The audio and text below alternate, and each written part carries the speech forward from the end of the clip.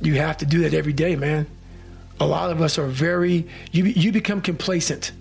You become very civilized in life. You know, the worst thing that can happen to a person is you become civilized. When you get to that point where you believe that you've arrived, my God, man, I'm up there near Michelle Obama on my book. I've done it, man. I'm good. I don't have to be a wildland firefighter, man. I retired from the military. I ain't got to go out there and dig fire line for 3 miles. I'm 43, man. I've done it. And that's exactly when it's over. I'm not saying you can go as hard as you did when you were 20 or now at 43, but there's a new bar that you must always set in your life. And once you become complacent and you become civilized, you've arrived, you're no good for anybody. I go back to the sewer, and the sewer is that $7 a month place I once lived in as a young kid. So even though mentally, and I always talk about it, I'm always paying rent in that $7 a month place where I grew up, in that nasty little place I grew up in. I remember it. I remember like it was yesterday, and I'm glad I do. I never want to forget the dungeon of where I come from. Even though it's real spooky and it's scary and there's no lights on in there and there's cobwebs and some creepy motherfuckers in there, some demons, all those motherfuckers in there made me Goggins, made me who I am today. That's where the strength came from. You got to go back to the beginning, to the fundamentals of life. Is I cannot get away from who the fuck I am. Who I am is who I'm proud of. I'm very proud of the hardworking, calloused hands, calloused mind, human being that I literally made this person with a lot of help from above, a lot of guidance from saying you're gonna go left when you should go right. That horrible voice that wouldn't let me get away from myself and hide forever. I listened to it. And the only way you can set the example is you have to always be willing to work. I don't follow people who talk about what they used to do in life. I don't give a fuck what you used to do. I don't care, like, you used to be the best mother. I don't care. What are you doing today? You may not be that person now, but what are you still doing to try to excel in life? And a lot of people now are talking. I hear so much talk. I don't hear a lot of work. I hear a lot of people telling you what you should be doing, how you should be doing it, how you should be fucking living. And I look at them and you're fat, you're out of shape, you look like shit, but you're telling a motherfucker how to live. No, man, I want to listen to you. There's so many people speaking this shit. And that's what bothered me a lot in the military. There's a lot of people talking shit. I don't see the real suffering behind it, behind what you're saying. That's why everybody said, man, you talk with so much passion because it's a real fucking place. It sucks to get up in the morning time. It was raining like cats and dogs. I don't want to get my shoes on and go run. But guess what? I got my shit on and ran. What you don't have is you haven't prioritized your life correctly. We all have time. We all have time. What you've done wrong is that you didn't prioritize yourself. You didn't prioritize that, look, motherfucker, I got to get up and win this war today against myself. I need to look better. I need to feel better. I need to eat better. I need to prioritize time. It's unreal how much time you waste during the day. And most of it is on these fucking computers, phones, Instagramming back and forth, whatever the fuck you call this shit nowadays, tweeting and texting and shit. We waste so much time on our little gadgets. It's unreal. And we talk about we have no time. If you really you have to take your day and write down this one day. Everything you do, write that down, and you're like, my God, I am wasting so much time on frivolous bullshit. It's not even funny. I mean, it will, if it doesn't infuriate you, it should. Because there's so much time. I can't get it in. Look at your schedule. You just wasted 7 hours today on bullshit.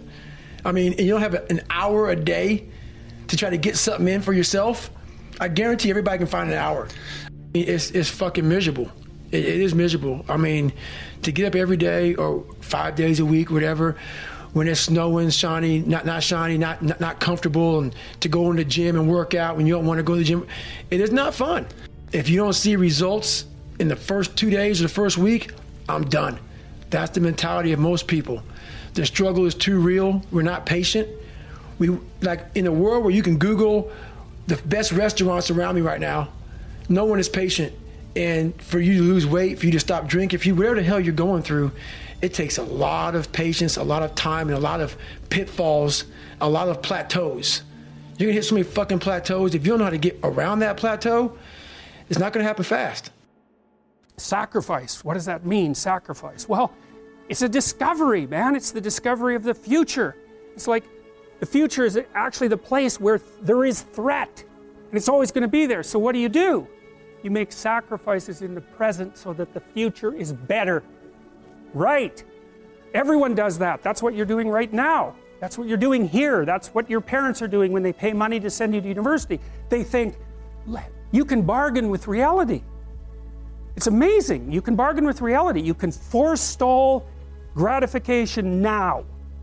And it'll pay off at a place and time that doesn't even exist yet.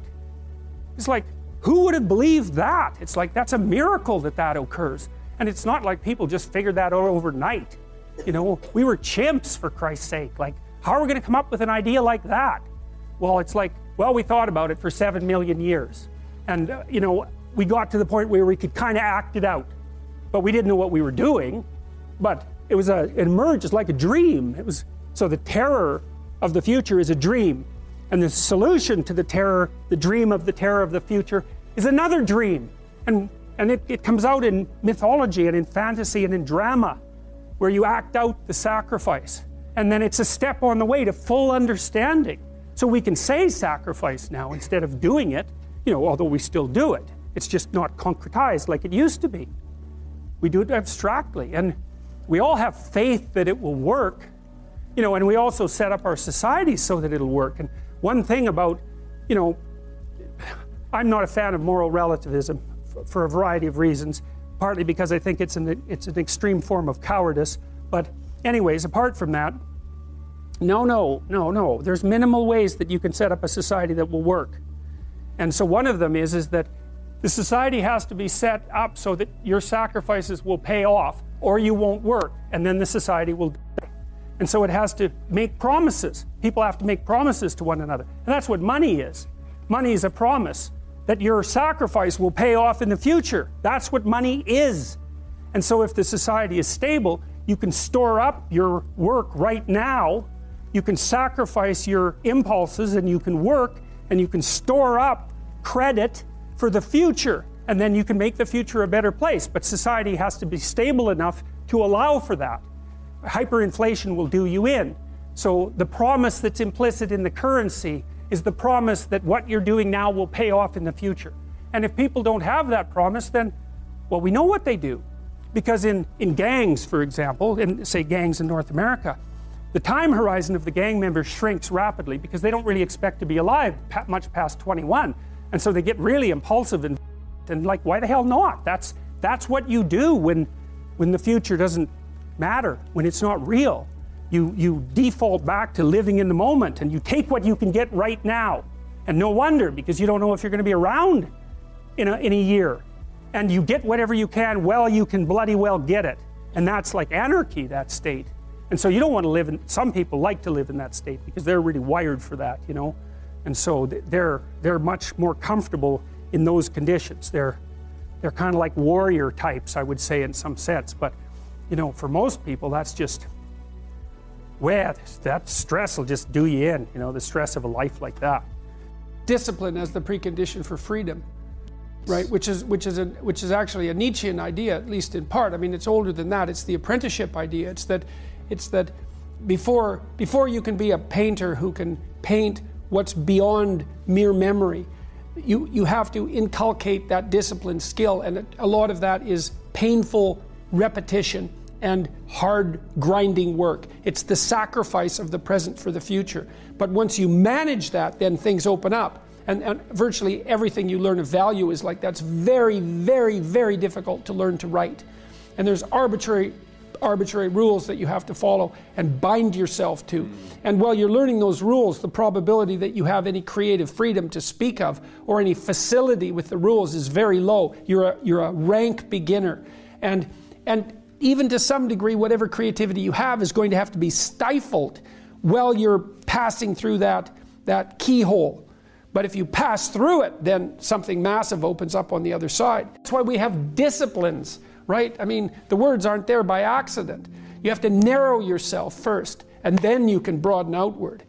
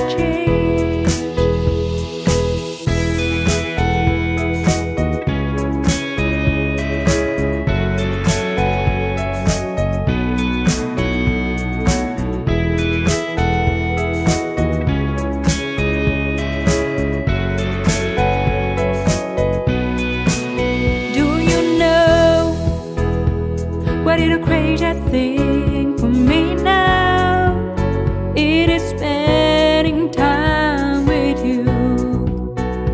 I want to stay with you forever so that I can see you, love you, and care for you. I feel magical when you are around me. I feel that there is a connection of the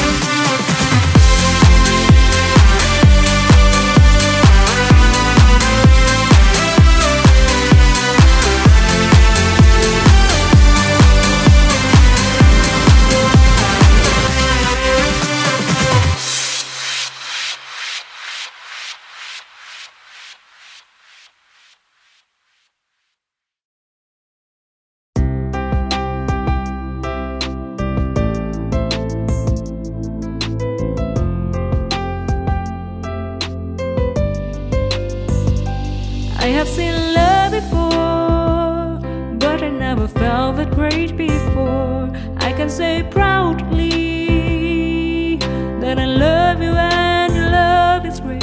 You are such an amazing man. I have seen love before, but I never felt that great before. I can say proudly that I love you and your love is great. You are such an amazing man.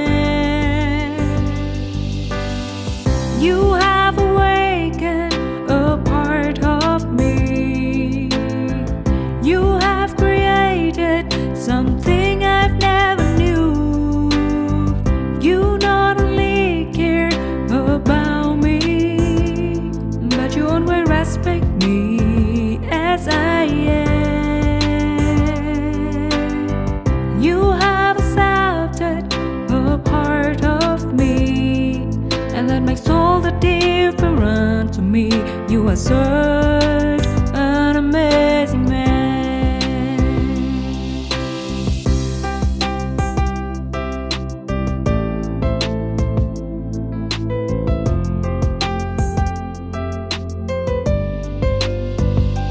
I have seen love before, but I never felt that great before. I can say proudly that I love you and your love is great. You are such an amazing man. I have seen love before, but I never felt that great before. I can say proudly that I love you and your love is great. You are such an amazing man. You have awakened a part of me. You have created something I've never knew. You not only care about me, but you always respect me as I am. You have accepted a part of me, and that makes all the difference to me. You are such an amazing man. You have awakened a part of me. You have created something I've never knew. You not only care about me, but you always respect me as I am. You have accepted a part of me, and that makes all the difference to me. You are such an amazing man.